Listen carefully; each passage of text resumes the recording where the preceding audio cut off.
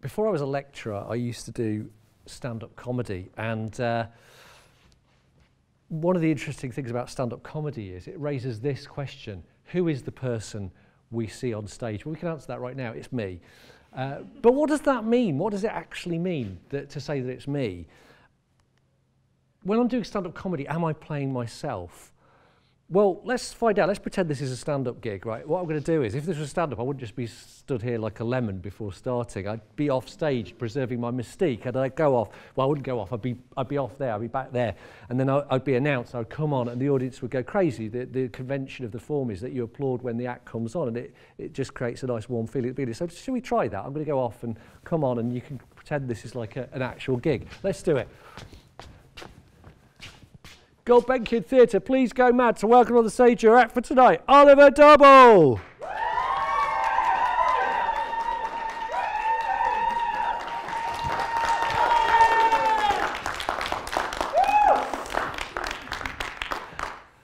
Thank you. I hung back behind the curtain to milk it a bit. I don't know if you noticed that. Do you know what's really sad though is when you come on sometimes, because you have to fight your way through the audience, sometimes by the time you get on, the applause has stopped, it's run out. Oh, sad feeling. But am I playing myself? Well, this is an interesting view. This is a book that was written originally at the end of the 1980s about American television comedy. It starts with a really interesting in-depth analysis of American stand-up. And in that book, David Mark says, without the protection of the formal mask of a narrative drama, without a song, dance, or any other intermediary composition that creates distance between performer and performance, without even necessarily some remarkable physical trait or ability to gratuitously display, the stand-up comedian addresses an audience as a naked self, eschewing the luxury of a clear-cut distinction between art and life. That's quite a meaty quote there with a lot of interesting ideas. Talking about the idea that in this performance, it's nothing to do with songs or material, it's to do with the performer, him or herself. And what I love is this expression, addressing the audience as a naked self, because it's this image of self-revelation, of revealing my true self to you somehow when I'm performing. And I love this as well. It lacks a distinction, a clear-cut distinction between art and life. How do offstage and onstage relate to each other? How much is this an act? How much is this person just a person that we see on stage? Coming at the problem from a different angle, this is a book about acting. Now, clearly in acting it's different. In acting, the actor comes on and pretends to be a different person. So what John Harrop says here is that at the simplest level, the muscle man, the Miss Universe contestant and the stand-up comedian are projecting themselves. They may be making adaptations to the convention of the performance, but they are not playing a character. Only the actor is both present on stage and yet at the same time absent, replaced by the illusion he or she creates. So there are different views on this. Within acting, there are different ways of seeing this. Stanislavski and his inheritors argued that it's to do with identification with the character, that you should use your imagination to try and almost pretend to be that character, to feel the feelings they feel, and to almost convince yourself that you are that character, and by doing so, create empathy between your character and the audience. So you disappear behind the Macbeth or whoever it is you're playing. There are other views. David Mamet, the American playwright, says that the character is just an illusion created by the words he's written on the page, that the actor speaks clearly and the character only really exists in the minds of the audience, so there isn't that sort of psychological identification. And Brecht argued that somehow there should be both the actor and the character on the stage at the same time, so that you can sort of not only see the character, but you can also sort of see what the actor's view of that character is. But in any case, all of them are to do with playing a character that's not the person who's the actor, not the offstage, not the private person of the actor, but a character, a fictitious character. But on the other hand, muscle men, strong men, beauty contest people and stand-up comedians are projecting themselves. They might be making adaptations to the conventions. In other words, if you're a comedian, I mean, you might speak a bit more clearly. You might be a bit more flamboyant in the way that you use your hands and arms or whatever. And actually, crucially, you're going to be funny, because obviously nobody's funny all the time. But while you're being a comedian, you have to be funny. But apart from that, you're projecting yourself. But that's a really difficult idea to really get to grips with what that quite means. But it's an idea with a long history. personality in variety theatres was a key concept. Now, variety it grew out of the Victorian music hall. Victorian music hall was a kind of form where it started as informal singing in pubs and taverns, and it grew into a formal kind of entertainment in which professional singers did comic songs, mainly comic songs, in character for paying punters, and eventually the shape of the venues changed so that instead of looking like a pub, they looked like, say, the Hackney Empire, in other words, just like a theatre. And around the beginning of the 20th century, sort of between about 1900 and 1910, it started to change and mutate into what became known as variety theatre, which was a little bit different. The main difference was that instead of it just being about singers, there were different kinds of acts. There were performing animals and magicians and ventriloquists, singers, bands, comedians, and all kinds of speciality acts. And one of the key ideas in variety theatre was that personality was important. For example, the Stage newspaper, which is still published today, was a trade paper for entertainers, for performers and actors. And at this point, they used to publish an annual, which looked back at the year. And the variety correspondent of the Stage, in the Stage yearbook from 1953, says personality is still the first requisite when it comes to pleasing an audience. Personality is the main way that variety performers please an audience, that they make their act entertaining. But how can that be? Surely personality isn't enough, because personality, what does personality mean? I mean, if we had a conversation, you know, when I wasn't lecturing, and we were talking about personality, if I said your personality, you'd assume I meant you know, your psychological makeup, yourself, the combination of body and mind. That's what you'd think personality was. But surely it must mean something slightly more specialised than that in the context of show business. And clearly it did. Because in 1938, the Variety Artistes Federation, which was the trade union for variety performers, a bit like Equity today for actors, it campaigned to try and bring personality into copyright law. So you could copyright your personality. And the reason they wanted to do this was because they wanted to prevent unauthorised reproduction of their personalities constituted as self-expression and mannerisms, which entertaining value of personality is the greatest asset an entertainer possesses and is the basis of the goodwill on which he earns his livelihood. Well, that's quite a statement, isn't it? I mean, the idea is that the personality is something, you know, you could copy and rip off, but it's also how you earn your money. It's how you make your living. It's how you put food on the table. And it's the thing that creates your market value, which makes you entertaining. So it must be more than just what we mean when we talk about personality casually. It must mean something more special, something to do with the way that you perform yourself. What is that? It's hard to say, but we can start to look at it. When we look at this guy, Teddy Brown. Teddy Brown was an American xylophonist who was born in 1900. He died in 1946. He was American Jewish, but he came to live in the UK, I think in his 20s, early in his career, and he built most of his career in the UK, and he played all sorts of different bands and things before he had his own band, and he was a big name in variety theatre, among other places. And there you see him playing his xylophone. And what's interesting about Teddy Brown is that in 1927, he was imprisoned for non-payment of income tax. But that's not the interesting bit. The interesting bit is at the time he was contracted to do a season at the Café Anglais. At the time, posh restaurants and hotels and cafes would employ acts, particularly bands and singers, to entertain their customers. And he was engaged at the Café Anglais, and when he got had up for tax evasion, the manager of the Café Anglais intervened on his behalf and made this public statement where he said, "I think there is a number of reasons why Mr. Brown should have special rebate.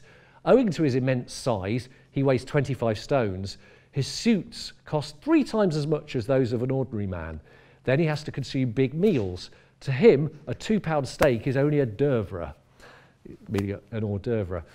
And that's a bizarre statement, isn't it? Because what he's saying is that because he's an enormously fat man, he should have a tax rebate, that his food and his clothes that he fits in his enormous belly into should be tax deductible. Why? Well, the implication is clear. The implication is that somehow he makes his living partly by being fat, right? And that's a peculiar thing. That's the kind of thing you'd only normally get today on a documentary on Channel 5 or something. You know, why? making a living by being large. That's a weird thing. But the point is, I suppose, that it comes back to this issue of personality. As soon as you say that somebody's personality is key to their act, then who they are, everything that makes them different from the next person becomes relevant. So their tone of voice, their choice of vocabulary, their accent, the pitch of their voice, their gestures, the way they stand, how they dress, and their size. Every aspect of their physicality is put under the microscope, as it were, and made more relevant. So Michael McIntyre, for example, he wobbles his head like this, doesn't he? And his hair wobbles about. Now, that may have been an accident, maybe just an unaffected thing that he did off stage, but people latched onto that, and it's become part of his comic style. Then it becomes part of the product of Michael McIntyre, it becomes saleable. And if we look at Teddy Brown, he's playing the xylophone.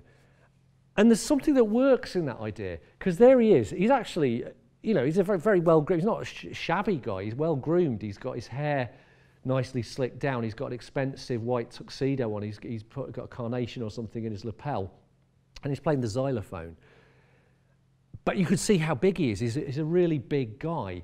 And the xylophone is a delicate instrument. It's got a little tinkling sound. And you make that sound with the mallets or hammers, making little tiny, delicate little movements on the keys. And so there's a contrast between who he is and what he does. And that contrast is effective. It's a novelty. It kind of works. I mean, actually, one of the things he would do is that he would start playing up here and he would turn completely round, playing all the way, and then boom at the end, and people would applaud. Something very delicate about that. And my dad's father once saw Teddy Brown in the theatre, and he remembered him playing with very long sticks so that he could reach the instrument beyond his tummy. And in fact, if you go back and look at reviews of Teddy Brown, it talks about that. It talks about that contrast between his self, his size, and what he does, the playing of the instrument. And it talks about the mouse-like delicacy of the xylophone in contrast with how he looks, this mountainous appearance. The key then is the gap between art and life, between life and art, the line that separates the two. But where is that line? Is that line the front of this stage? Would I change if I leapt off like this? Am I now a different person? Probably not, but then you're still looking at me, so in a sense I'm still on stage. Do I change when I come back on stage? When I ran back on earlier, did I change? I don't know. I don't think I did. I'm not sure. But what we do know is that this kind of issue is one that comedians need to grapple with. For example, Stuart Lee used to do a routine about his ex-girlfriend's mother, where he was slagging off his ex-girlfriend's mother.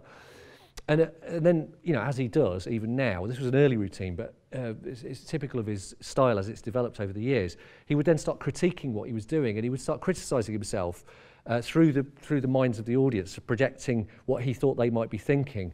And he'd say, you're probably saying to yourself, that's all very well, Stu, but you're making fun of your ex-girlfriend's mother, and in a way that's just like the old comedians with their sexist jokes about mothers-in-law, and in a way that's all you're doing. But that was different because they were talking about mothers-in-law. That was a comic archetype that was fictional and bore no relation to reality, whereas my ex-girlfriend's mother is a very real person. And then he would give her name and address out on the stage, which is quite a kind of breach of confidentiality. Now, when he first started doing it, he used her actual name and address, not a made-up one. It wasn't fictionalised. And then something went wrong, and this is what went wrong. This is what, as described in an interview. One night, I was in the backyard club that Lee Hurst used to run in Whitechapel, and I said the woman's name, and a girl in the audience shouted out, "What, Polly's mother?" Because she recognised, she knew Polly, his ex-girlfriend, so he was called on it, because suddenly it's like, "What, Polly's mother?" And life sort of intervened, and he said, and I thought, I can't do that ever again, and I had to say a different name. So then he changed the name and fictionalised it, and eventually went on to perform that routine on television. But what it shows is how if you start with the self as the starting point, if the act is built on the self, on the personality, what that means is that the line is permeable, that bits from your life can come from your life over that line onto the stage with you. And that creates certain ethical dilemmas, as in this case. But it can also work the other way around. So Jack Dee has built a career on being miserable and deadpan, and apparently he didn't always have that style. Apparently when he first started, he was quite jolly, and he wasn't that funny. And he decided he was going to give it up because he didn't think he was very good. but he decided to do all the gigs that he had lined up just to sort of, because he didn't want to let people down, but he came out on and did them with no effort, and that's where the deadpan style was born, because people reacted to it much better when he wasn't making an effort, when he was looking miserable and deadpan. And now people think he's like that all the time, but clearly nobody could be like that all the time. That's just a selected aspect of his personality that is edited and put under a microscope, as it were, by putting it on stage. But the problem is, most people only know Jack Dee from seeing him on television or on stage. So now they think he's like that the whole time. And what that means is when he interacts with people in the world, they sometimes get the wrong end of the stick. This is him talking about conversations he has with people in his everyday life. I unintentionally make them laugh because they think I'm being funny when I'm not. No one buys sincere from me. They always think I'm taking the piss. So he's just trying to have a conversation, but they think he's making fun of them because they see him through the prism of his stage persona. So in that case, what happens is, instead of life spilling over into the act, onto the stage, it's like the act spills off the stage into everyday life. But the point is this: we all have lots of different identities. So for example, you've probably got one of these. This is my Facebook. That's just a screen grab, but if we click on it, that's my actual Facebook. And, oh, I've got a message there. I'll check that in a bit. I posted just before I came on that I was doing a lecture on stage at the Gulbenkian. You could see that up there. That's actually what I'm doing right now.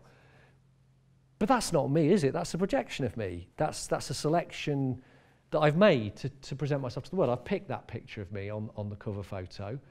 And so I've made a selection. I've chosen an aspect to amplify, as I would do in lots of other situations. Sorry, can we have the next, can you just minimise that? Brilliant, thank you. I have offstage and onstage selves. So that's me off stage and that's me on stage. They look very similar. I am the same person. But clearly, in the onstage one, I've adapted to the conventions of the form. I'm holding a microphone, I'm smiling. Maybe I wasn't feeling that cheerful. Maybe I was pretending to be jolly at that moment. But then again, the offstage photo, that was a photo taken me offstage. I mean, I knew that somebody was taking my photo. I was smiling. Was I performing? Was I myself? But we all have these multiple identities. When we have a phone voice to talk to somebody posh, if you're ringing the bank manager or something, you know, you put on a voice, and that is different from your everyday. Let's say you're in the middle of a party, a student party, and everybody's drinking around you, and then your gran phones. Suddenly you change from being party animal to, oh, hi, Gran. You're different. We all have different versions of ourselves. Maybe the onstage self is just a version of that. On the other hand, I've talked to comedians who say, no, that it's different. I change. I transform when I go on stage. Alexi Sale, for example, talks about his stage persona as him, not me, but him. He uses the third person to describe it. And he talks about when I get on stage, he takes over. It's a really interesting and slightly spooky idea. But I tell you what, I've been talking in public for about 30 years. Not this afternoon, 30 years ago I started doing bits of stand-up and that kind of thing. And either as a hobby or to make a living. I've done stand-up for a long time now. And I promise you, I've never been aware of having a stage persona that's distinct from me. I must change when I come on stage because there's the pressure and the nerves and things like that. But I'm not aware of doing things differently or saying things differently or my voice changing. So I'm not even aware of it myself. I don't know who I am on stage. I think I'm me. But it's a particularly edited version of me. So that's me. When you stop and think about that, it's quite interesting because it raises some interesting questions. When the actor comes on dressed as Hamlet, he's probably not wearing his own clothes, he's wearing a costume. But is this a costume? I'm on stage. Is this a costume? Is this me? Well, I'll tell you, I've been wearing it all day, and I'll probably take the jacket off when I go home and put on a pullover. That's what I normally do, because I like to get out of work mode. But that's a different kind of performing in a way. It's two different selves. It's work self and home self. So does this become a costume when I'm on stage? In the days of variety, they would have special clothes. They wouldn't wear off-stage clothes. Even if they looked like off-stage clothes, they'd have special ones. And they used to have a thing, don't sit down in the props. The idea of that was if you sat down when you were wearing your suit backstage, you'd crease it and it wouldn't look so good under the lights. But most comedians just wear what they wear. On the other hand, some have special clothes to wear, but this is what I wear. Genuinely, I wear this. Also, my voice becomes part of the thing, my accent, my physicality, all of this becomes part of it because it's just me, but it's me under a spotlight, me under a microscope, me magnified somehow. Does that magnification come from me? I don't think so, personally. Does it come from the way you see me? Possibly. But ultimately, it's the unanswerable question. Who is that person we see on stage? Is it me?